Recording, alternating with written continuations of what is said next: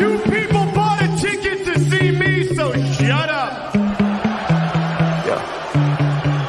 Sometimes I get so mad, there's no control. Ladies and gentlemen, just in case you live under a rock, I might you grab are a looking bat, I at the don't know, my youngest rap, my and blood fastest boils rising over star like, in oh God, here professional goes, I wrestling lost all today. feeling from my head. What's up, everyone? Welcome to the Heal the Ring podcast with your hosts, BX Sports Jedi Kev. Breaking news in the world of the WWE. We all know about the big shakeup with Monday Night Raw going to Netflix. Everyone knows that was news by now, the $5 billion for 10 years, of course. But today, the WWE makes some news. They released SmackDown announcer Kevin Patrick. He is released from the company. We all knew that change was imminent. It was going to happen sooner or later. Feel bad for Kevin Patrick with days before the Royal Rumble. Days where now we know that SmackDown is moving to the USA Network. Personally, I feel bad. I think the IWC had a lot to do with Kevin Patrick's getting that backlash, being a little too melatonin as a broadcaster, especially with the way WWE is putting on bangers after bangers on Friday night. He was a very good backstage interviewer. Did it translate onto the announce booth table? It's for everyone's debate. Remember, different strokes for different folks. Personally, a little monotone for my opinion. Wasn't a bad announcer. He knew his wrestling moves. He kept with the rhythm of the matches. He had kept with the rhythm or what the story was being told in the wrestling ring.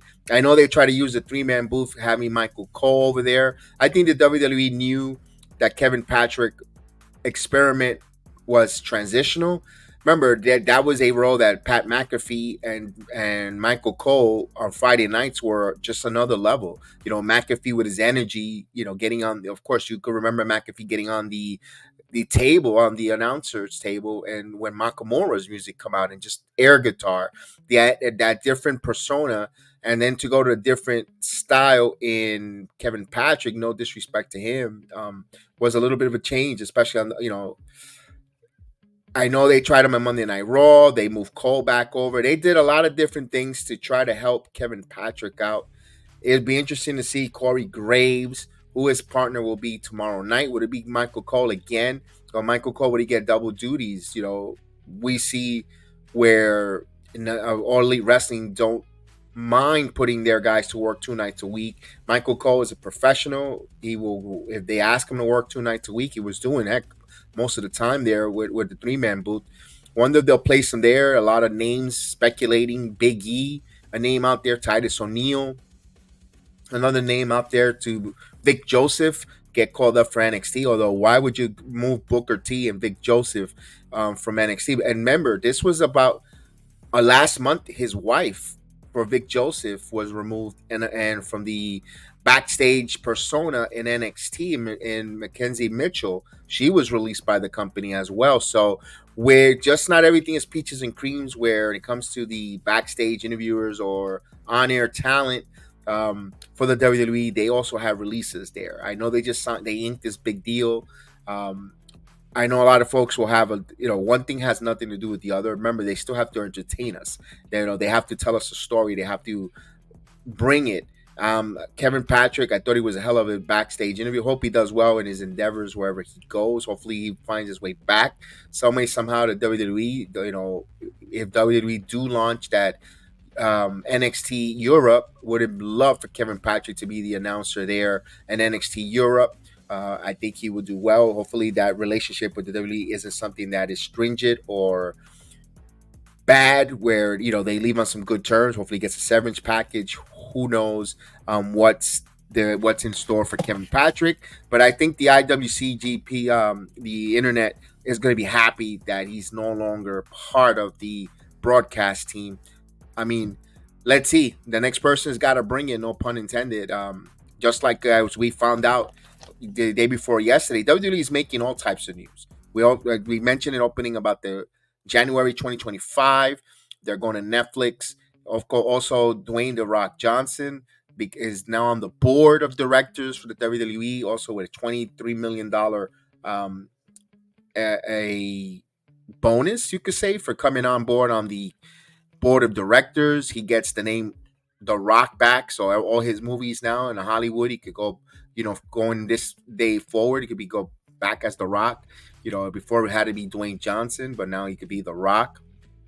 Good job for him there. For a guy with his backstory, if you look at Young Rock, the struggles he went up with his parents, through Thinking Thin, going there, like $7 production is his name of his company, because he literally had $7 to his name when he started this journey in sports entertainment, when he failed at the CFL. So if you look at the story of the Dwayne "The Rock" Johnson, a true American dream, American pioneer, and if you ask me, he is sitting at the head of the table right now, the head of the table for the whole Ananoli family. For he mentioned when he made an interview, I believe he was talking about, yeah, who could have believed his, in the legacy of his grandfather and his dad, now where he sits, a shareholder, part ownership of the WWE, of wrestling, the business that his grandfather, his father, his family helped build to entertain us for over 40 plus years, because High Chief Maivia was before the WWE, WWF, when Vince Sr. was there. And of course, they broke off to his territories in San Francisco and Hawaii. We know the story of the Ananoli family and the impact. So my point for this video was, first of all, the breaking news for the WWE with Kevin Patrick. I also wanted to talk about WWE made a trademark file for Kendall Gray. Now, why am I bringing that on the title of the video? The trademark for Kendall Gray. I'm speculating. This is just me. No PW Inside. The PW Inside was for Kevin Patrick's file release for the company. But for my speculation, when I see that Kendall Gray trademark, I think that's for Camille, the former NWA world champion, female world champion. Camille, I think Kendall Gray is going to go her name in the WWE. I'm just speculating. I'm trying to see where that moves. I don't think it'll be Gilia from New Japan Wrestling. I don't think they'll put her Kendall Gray. I think Kendall Gray sounds more like a Camille. I think Camille will go under Kendall Gray. That's just me speculating. Again, I could be totally wrong. You're like, yo, you bugging. We'll see. We'll see on that. But that's just me with that trademark. Interesting. Not all trademarks that WWE file they're just protecting themselves in case they want to go in a creative direction. But I think that direction for Camille will be Kendall Gray. We'll see how that goes. Now, back to the head of the table, when I wanted to bring up for WrestleMania, I know that there was some leaks report from Sports Illustrated. Cody is not going to be at finishing his story, not even in the main event of WrestleMania. Could it be something that the dirt sheets are being thrown off their scent? I know there was reports Triple H was very irate that got leaked out somehow to Sports Illustrated, all this nonsense. I don't even think the WWE knows what direction they're going when it comes to. They know they have a WrestleMania house that's fully full. They know that whatever card they could put out there is going to be a hell of a card, because right now WWE is cooking. They're putting out. They have so many stars that is being presented to us. Look at Monday Night Raw. If you saw Rollins and Gunther, if you're telling me that night one you're going to headline Gunther versus Seth Rollins for the world title, I think 80% of the wrestling fans or WWE diehards will love that. Especially the way Gunther has brought prestige to the Intercontinental title, the way he conducts himself, the way this presentation of Gunther, and then of course you got the best workhorse champion of Rollins. We don't know the severity of his injury. He might drop the title there, or maybe he'll defeat a Gunther, and then you have a cash in on a Damian Priest. You could go that route, and then of course they planted those seeds, in my opinion, especially when you had Punk and Cody Rhodes, that face to face. Some people didn't like it, or like Busted Open, Bully Ray didn't like it. Said he didn't feel anything with it. I disagree. With him, I totally disagree with it. I thought that was a very cagey, spicy face to face between those two baby faces, by the way. And you don't want CM Punk to be offensive. You might say that you might have gotten offended that he didn't remember the Dusty Rhodes' famous line, dining with kings and queens and eating out of an alley of a pork and beans or whatever. I don't even know the phrase that well. And I'm an old time. I'm come from the golden age era of wrestling. So, and I know he says that Punk didn't remember it. Hey, listen, that's what you're gonna harp on, that it wasn't so great, then you're really reaching or grasping for straws. I thought that the great line there when Cody throws that back at Punk's face, that he's more CM Punk than him. And I know first it was Punk throwing the jabs that he's more the American dream, didn't have the last name prestige to get him into the wrestling business, be able to work hard to where he's at. I get it. Those promos had a lot of realism to it. And that's what you want as a wrestling fan. I'm coming from a fan's perspective. I want to hear a little realism, like, ooh, that's real. You know what? It's true. Punk didn't have that last name. Although we heard from Dusty was the son of a plumber, it kind of fall a little bit of deaf ears on Cody because his dad was a wrestler. He had the nepotism angle, and of course we know that he didn't use it that way. But Punk's, when he says he's more of an American dream, you could relate to Punk's jab at it. And I love the jab that Cody took back. You dropped the ball, you left the business. I picked it up. I took that spot. I became more CM Punk than you. I did a revolution. I went to started another company, and I sold out and I competed against the big company that we're in. So I like that from that promo perspective. My opinion between both Cody and CM Punk, and it might not touch people's strings. I don't know what you wanted. I think people were waiting for them to say All Elite Wrestling in their promos. You don't need to. See, that's the issue between both companies. The All Elite Wrestling, when it came to the Acclaim, they had WWE always in their mouth, or Vince McMahon in their mouth. When it comes to the WWE, they're so above and beyond. They don't need to bring the three core letters of AEW. They could make a pun or take a shot without even making those three core letters. And if you're a wrestling fan, you feel it that way. How do you beat your opponents? You don't even acknowledge them. You don't make them feel like they're on your platform or your atmosphere. They're nowhere near you, and you just ignore it. When you ignore someone, that's the worst slight that you could give them. So WWE ignoring those three call letters, and still, while talking about there is history outside and other locations, other companies, I thought that Monday Night promo was good, and that sets up a match. You could set that route up if you want for Punk versus Cody Rhodes at WrestleMania. That's a real good matchup. Even if you go Gunther wins the Rumble, and there's so many things, they don't even know where they're going with this. How bad will Seth Rollins' knee be after the arthroscopic meniscus surgery? If he's going to get the surgery, says should be right around the healing time for WrestleMania. Maybe he can go, and maybe he's going to have a quick match with Gunther, and then or a cash in by Damian Priest. We don't know the direction. All on that knee from Rollins is holding a lot of different plans or different avenues. The Rumble's this Saturday night.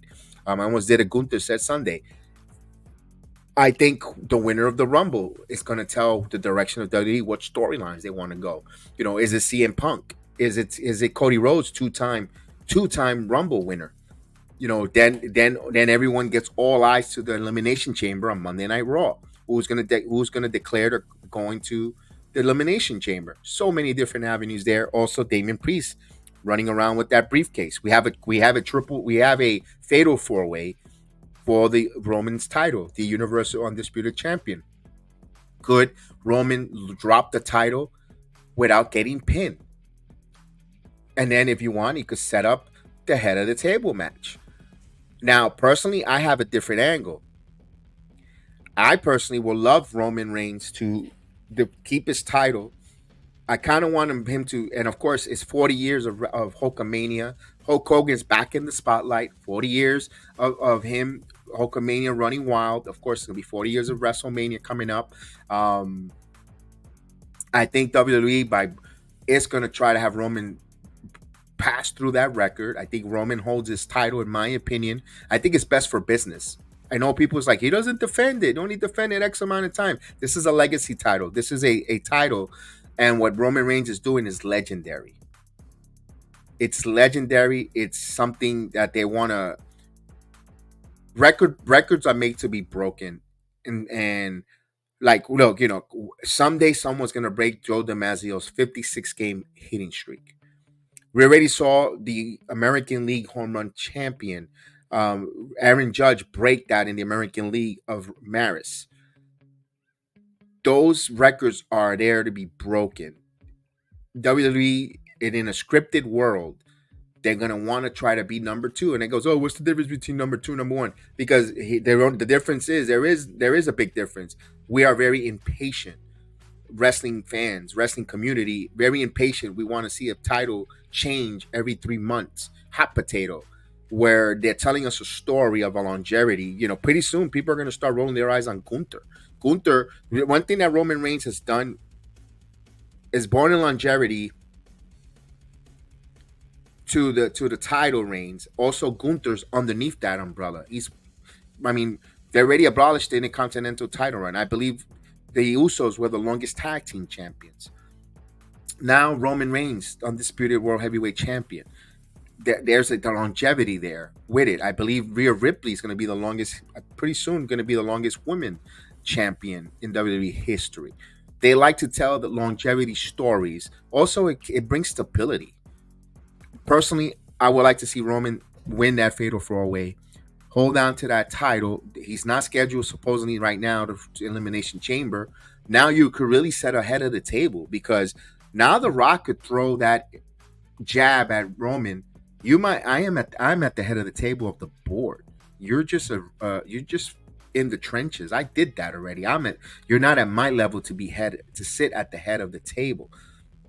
Then you'll probably have Roman come back. I want to challenge you for that head, for your spot, story-wise line, Roman versus Rock with the head of the table on the line. You don't need to, you could still hold on to that title where Roman beats The Rock, kayfabe, that Roman now sits at the head of the table of the WWE board. Although Rock Johnson's still on the board member in outside, in kayfabe, where now you could have storyline for the next few months. Roman is sitting at the head of the board of directors in WWE with Heyman calling springs, making Nick all this life impossible. Nick is trying to find some loopholes to get some challengers to throw at Roman to take that title, and you have a build. Some way, somehow, Nick Aldis finds a way to get Cody onto SmackDown. I still say it, and I still say it again. Once Roman Reigns passes Hulk Hogan's longevity streak in September, my personal opinion, if I was a booker, if I was a creative, and I know you're not going to agree with it, and I know because I've mentioned it, people poo-poo it or no, or roll their eyes, they're not going to agree with it. Two venues I will have Cody win this undisputed title. The first one will be War Games in Survivor Series, in a match that his father built, his father helped create it. You have finished his story in a match his dad made, where no one is going to interfere. No one from the Ananoli family, no one from the Fatu family, no one is Roman, no Solo Sikoa, no other folks in the bloodline. It's just Roman and Cody finishing the story in War Games, where Cody comes out victorious. You get your Cody Rhodes moment. He is the champion there. You close out the year, and you're going to, and that's the last pay-per-view or premium live event of the year. And now, if you want to see Cody Rhodes for the very first time as the world champion, you have to tune into Netflix.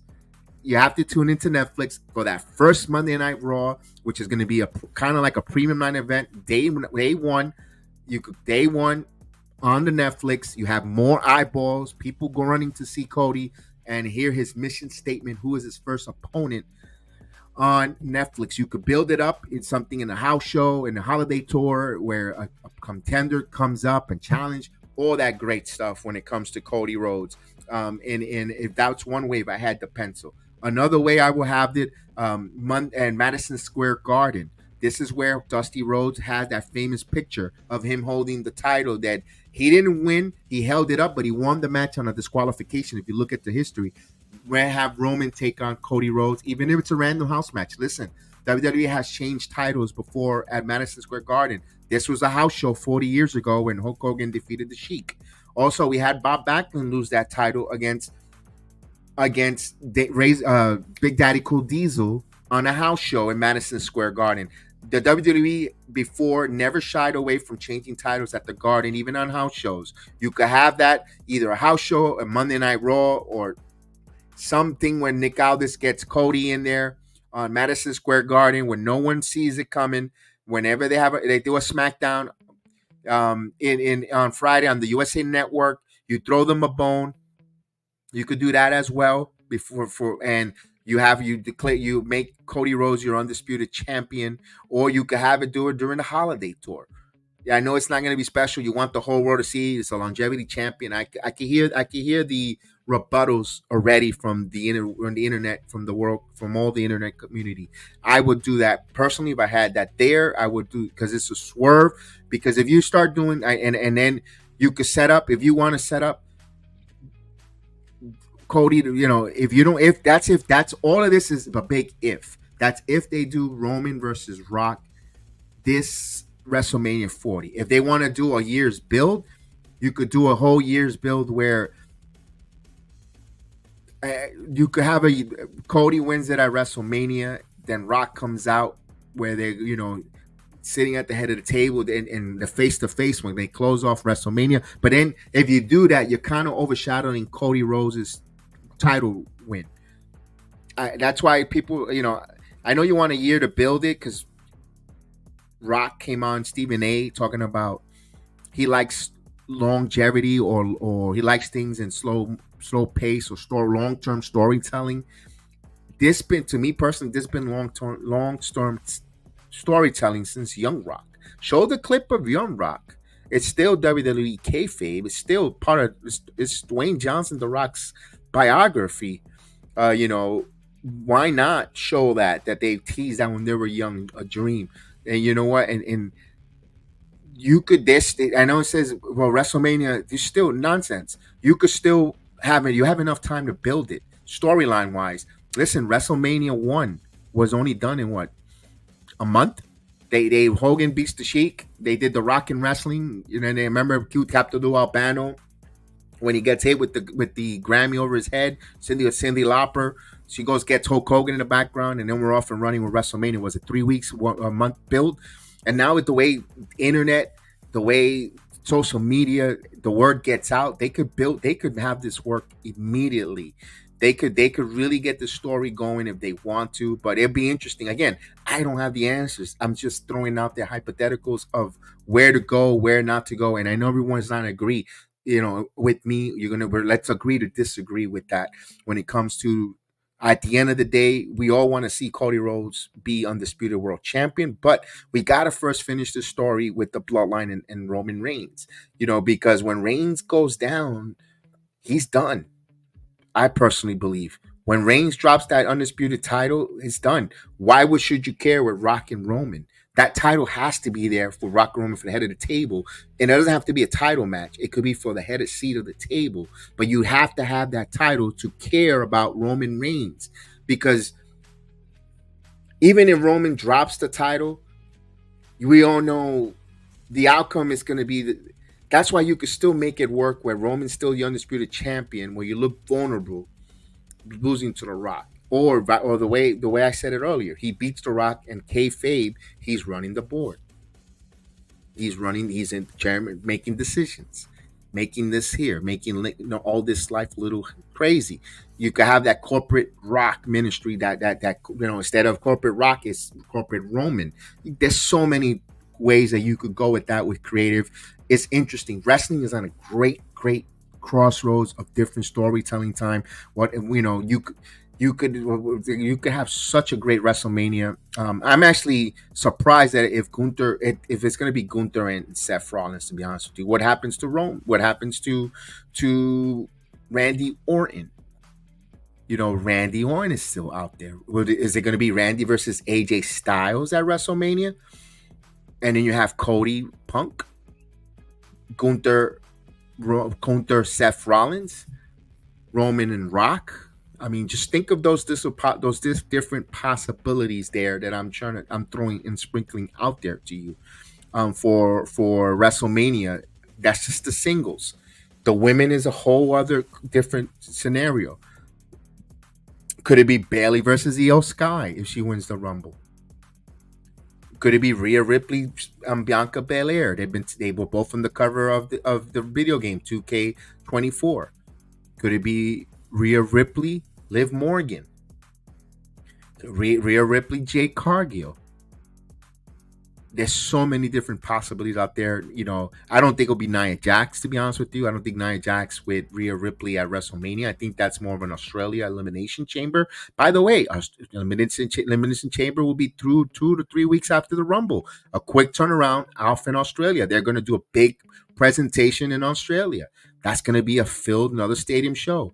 They have to make that build. Their Elimination Chamber, remember last year in Montreal, was on fire. It was a hell of a Elimination Chamber. Oh, my goodness, Montez Ford. I can still remember him dropping down from the top of that Elimination Chamber right onto all those opponents. The Johnny Gargano and Seth Rollins spot on top of the cage. But so it'll be interesting where WWE goes. My prediction for the Rumble, I really don't know. You know what? And that's the great and fun part as a wrestling fan. I don't know the unpredictability. Before we like, oh, Cody's coming back and winning the Rumble. And we don't, be honest with you, I don't know what direction the WWE wants to go when it comes to the men and the women. It's another mystery because we do not know who's returning. The finally long wait. I will find out by this. Personally, my opinion, by this Saturday, we'll know if Mercedes Renardo is going to be in the WWE or not. If she doesn't come out for the Rumble, I don't think she's going to be in the WWE. There's always WrestleMania. Yes, there's always WrestleMania. There's always the night after Monday Night Raw to swerve us. Or even SmackDown to swerve us because if Bailey wins the Rumble, no Sasha comes out, then I could see Sasha coming in to rescue, to help because I think Damage Control is going to turn on Bailey. The writing's on the wall. The writing's on the wall there for that. Okada is a free agent. A lot of speculation is coming to the WWE. I don't expect him at the Rumble. I think his obligations with New Japan is until the 31st of January. But I could be wrong. Could they allow him work a little 2 or 3 days ahead of time? Maybe, maybe not. Maybe they'll do him, let him do him a favor. He could go and wrestle with the WWE for that, or they could just announce that he's coming to WWE on Royal Rumble. They hear the Rainmaker music or the coins dropping. Although they're saying he's going to NXT. I don't know how I feel about that. NXT, if he's going to go the route of the Dragon Lee, he's not going to be there long. He'll be there to get acclimated with the WWF system and get ready to go and maybe work a little bit on his promo. Personally, I don't remember him cutting any great promos, or I'm not a big fan of New Japan Wrestling, or not. No, I take that back. Not a fan. Don't have the time to watch New Japan Wrestling. Put it that way. But it'd be interesting to see, and I go with that. I leave that there for the Rumble. My prediction, I think Roman wins the Fatal 4-Way. I don't see Roman dropping that. I see Logan Paul defeating Kevin Owens. I don't see that changing hands either. I think Women's Rumble, I'm going Bailey winning the Rumble. I think Becky Lynch is going to go in the Elimination Chamber out in Australia, in my opinion. I think for the women, I think we're going to get some returning. Liv Morgan, Sonya Deville, I think returns. Everyone say Jade Cargill should not come into the Rumble. You want her to come impactful. I kind of do. I want to see her eliminate Nia Jax, and when she pauses someone, or vice versa, she eliminates someone different, and all of a sudden Nia eliminates her, and it sets up that big feud between them. Or Jade, something around the line where she gets pulled out, by Nia going back in, and everyone's booing, and she's you cost me an opportunity. I want to see Nia versus Jade, WrestleMania personally, but I think Nia versus Rhea, it contradicts it a little bit because how is Nia going to be the number one contender if she's going to face Rhea at Australia. So it kind of contradicts himself a little bit there. So I wouldn't know how they'll book that. That's why I think Bailey and should win that Royal Rumble, and then something of elimination. Number one contender for Rhea at Australia. She wins it on Monday Night Raw. She still got a couple build where she could win that. Personally, I want to see where Jade, if she comes out, Jade. I think Sonya Deville. Back to I was telling you the surprises. I think Tiffany Stratton makes her final. She makes her finally her appearance at the WWE roster. I think she will not be in NXT after Saturday. I think she will be full time WWE roster member, and that's just my opinion. No insights. No about, because I haven't seen her on NXT TV ever since she did the farmhand or the ranch handle for Fallon Henley. So I think Tiffany Stratton makes her debut, stays on Monday Night Raw, or I think it's gonna be Monday Night Raw. Personally, I don't think it'll be SmackDown. I think it's Monday Night Raw. And I think Camille will make her appearance at because they're saying she's going to NXT. But the way WWE is crossing over with NXT and all that, maybe Camille does show up at the Rumble. And she's going to be a free agent where everyone's wooing and wowing, and Shawn Michaels wins one. He wins a signing, in my opinion. There, I think Shawn Michaels, because we saw Randy Orton go to SmackDown. CM Punk goes to Monday Night Raw. Winning. Kayfabe on storyline wise, I could see Shawn Michaels winning Camille over and winning that, and she goes to, NXT. Interesting to see there. For the men's, I think those are the only returns. Everyone's saying Trinity and Sasha Banks. I can see Trinity possibly a return, yes. Trinity Fatu, but I don't know about Mercedes because everyone has got him wrong. My gut feeling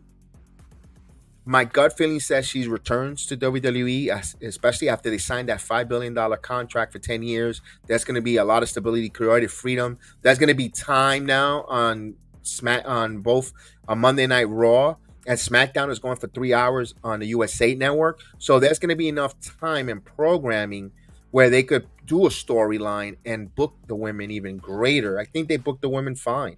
They do need more time. Absolutely. They could do a show on Netflix, just, one of their Raws, women centric if they want. There's no commercial. There's no, we have to be off the air because Barmageddon is coming on at 11.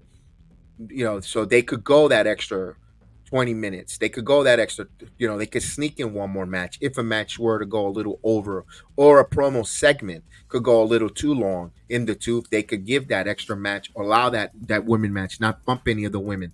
So I think, that's going to be a big help. If Mercedes haven't made her mind yet and she's still on the fence, there's no excuse with the WWE, with Triple H, who is one of, who you could say that's one of her child. Because Triple H is, Sasha's one of her, one of the 4 horsewomen that, Triple H, Regal, Rhodes, they all groomed her. And why not return home where she knows how much of an international star she's going to be, even more, in the WWE, opposed to All Elite Wrestling. She could go to All Elite Wrestling to bank on herself and help elevate that woman even more. But have you seen the attendance? They barely had 1,200 in the building yesterday in Savannah, Georgia, for All Elite Wrestling. They're having a hard time selling domestically in the U.S. And also the TV ratings are extremely low for All Elite Wrestling. They're gonna bank for her to go, literally for her to be an All In Wembley. That's it. Where meanwhile for 70,000. I don't think they gave the 80+ thousand again. I don't think they got 70 to 65,000 this time around in All Elite Wrestling. But the WWE does that now in all the stadium shows. So is there a pro and con besides more money? That's the only thing I could see, that maybe Tony Khan could pay her even more money that the WWE could give her. But if they give her the same money as Charlotte, and the marketability with merchandise and all that brand name, I think WWE is just much more of a greater place for Sasha to return. No, Vince is not going to be there in creative anymore. You got guys, you have Triple H in there who's head of creative, who knows how to use Sasha Banks, one of her best feud with Bayley. There's storyline sitting right now for Bayley. There's a big storyline for Bayley and Sasha and Trinity, even Bianca if you want to include them, where for to take on Damage Control. Especially if Gilead's coming to the WWE, if she doesn't go to NXT and she goes to SmackDown, they could always bring that. They're so with Dakota Kai returning cleared from now Contact now, I believe next month. I don't think she'll be in the Rumble. Although she might, if she feels great, she might be a surprise return at the Rumble too. She might be a surprise return as well. You never know on that one there, and I think that's how that's gonna go. I think that's how, and there's a storyline for Mercedes to return. So I think I'm gonna say, if I gotta guess with my heart, I'm gonna say Mercedes is 75% back to the WWE, 25 not. But I will know by this weekend. That might flip. Reserve to change my mind for the men. Royal Rumble, any returns or any surprises? Everybody swears up and down that Braun Breaker will be at this Rumble. I don't think so. I am a huge Braun Breaker fan, one of his biggest fans. I don't think he makes the Rumble this year. Here's my case reason: he's having a good time, and they found something with him and Corbin to do at NXT with the Dusty Cup. I think they're unlocking a different side of Braun Breaker, a comedic or a relatable side with him. Personally, I kind of like the badass one. I'm not feeling it too much with Corbin, but though it's good to see him evolving and doing another type of role in NXT, but not to my favorite. I like I got the dog in me kind of loner, but he's teaming up with Corbin. Corbin's gonna help him. Corbin's helping him unlock something from him, and I think they want to keep those two working together a little more at NXT with the Dusty Cup. Eventually, one of them is going to turn on the other. Maybe I could see them both debut on the main roster as a tag team and go after tag team gold, especially if the Creed brothers knock off the current champions. Or I don't know. I don't see no other or DYI if they actually get over the hurdle and beat Judgment Day. I could see Corbin and Braun later on in after WrestleMania come up or threaten for those tag titles and beat DYI. It'd be interesting to see. I could see that with Braun. I don't think he makes his Raw. I don't think he makes a debut at the Rumble. Although I would love to see him go in there and clean house and showcase that. Carmelo Hayes, you could see transitioning slowly into SmackDown, but that he's going to have a big program with Trick Williams as Stand and Deliver. It looks like the dissension or the seed has been planted for Vengeance Day. So I'll break that more down as NXT Vengeance Day gets upon us. But I'm speaking as the Rumble. I could see Carmelo being an entry for NXT. I could see even Trick Williams getting the nod at Tampa, going to the Rumble, where, my goodness, this is the backyard of NXT. Tampa is only an hour away from the Performance Center, give or take with traffic, an hour and 10 minutes, hour 20. But there's going to be a lot of us NXT folks that go there at the Royal Rumble. And when he comes out, the pop that Trick Williams is going to get with the whoop the trick and the chant, I think Trick Williams, it makes sense for him to make an appearance at the Rumble, because people's like, who is these? Why is these folks? And for the folks that don't watch NXT and they see Williams come out, who is this guy getting this big pop and the crowd whoop that trick? I like it. And I think Trick Williams, I think the rocket ship on Williams gets placed on him, not to come up to the main roster, but to be a well-known and bring folks over to NXT eyeballs if he comes out at the Rumble, in my opinion. That was a good showing. Have him come in there, have a wow moment on that. Let me ask you this, and I'll end this here. Who would you like to be number one and number two in the men's Royal Rumble? To just stand there and face off for the first 2 minutes of the Rumble and go at it. I'm kind of torn personally. I can't, because I don't want number 30 to be the winner of the Rumble. So whoever's 30, I hope it's not the winner of the Rumble, because now it becomes too predictable. Like, all right, what's the point of having all these men wrestle and then 30 comes in and he wins the Rumble? I mean, I know it's the luck of the draws, as they say in the wrestling business. Personally, I kind of want to see Jimmy and Jey Uso 1 and 2 in the middle of the ring open up the Rumble. And man, just have them both in there, because I think that's a WrestleMania matchup where they both are in there, and boy, that'd be phenomenal. Or even if it's Jay or Solo Sikoa, but and then Jimmy comes in later in the Rumble and knocks and Jimmy takes out Jey Uso out in a sneak away, and that could lead into their discord and their ire for the WrestleMania setup, planting that seed. He eliminated his brother out of the Rumble, and he gets his hands on him later on. You could have Solo and Jey Uso open up the Rumble and have them go at it. That'd be phenomenal for the Bloodline to open that up there as well, and be interesting there. I think personally that would be great. When I ask you, who would you like to be 1 and 2? Could it be Punk and Cody? But you really want to let them go long? I would have Punk come around 22, 24, and Cody around 16 or 15. Just come out there and, oh, by the way, number 10, Shawn Spears. I think Shawn Spears will be coming to the WWE. I wouldn't be surprised if he's the 10th man in the Rumble. I don't think Matt Cardona is going to be at the Rumble as everyone thought he will be. I think Matt Cardona is booked for a couple of things in the Indies. I didn't see too much of it, but I haven't seen him place anything. Also, the Jericho Cruise is happening right now. A lot of the wrestlers that might be rumored to the WWE might be on that Jericho Cruise. So once that comes out there, you can always put the sniff. One thing, there is the pros and cons when it comes to Twitter and the IWC is those type of nuggets. Certain wrestlers, if they're on this here, they're not going to be there. We haven't heard anything from Maxwell Jacob Freeman. He's 1,000-1 to win the Rumble. Does he come out at the Rumble for the WWE? I'm going to say that's a 20%. I think 20% he does come out for the WWE. 80% no. He still has that injury in his shoulder. I don't think he'll come out. Although, that'd be a big wow moment. Like, holy crap. I think, we will be doing a watch along on the channel. So please join us for that watch along to see our instant reaction and how we mark out when all these different things happen. We invite you to come on. We'll have a nice panel. We always have a very interactive chat that always appears and very engaging. So we ask you to come and engage yourself in the chat. But with that said, what's your thoughts? Give me your review on the video. We want to, this is recorded. We want to go live soon. We'll be going live pretty soon, and we just want to continue to grow. This is the Heal the Ring podcast here with PX Sports Jedi Kev.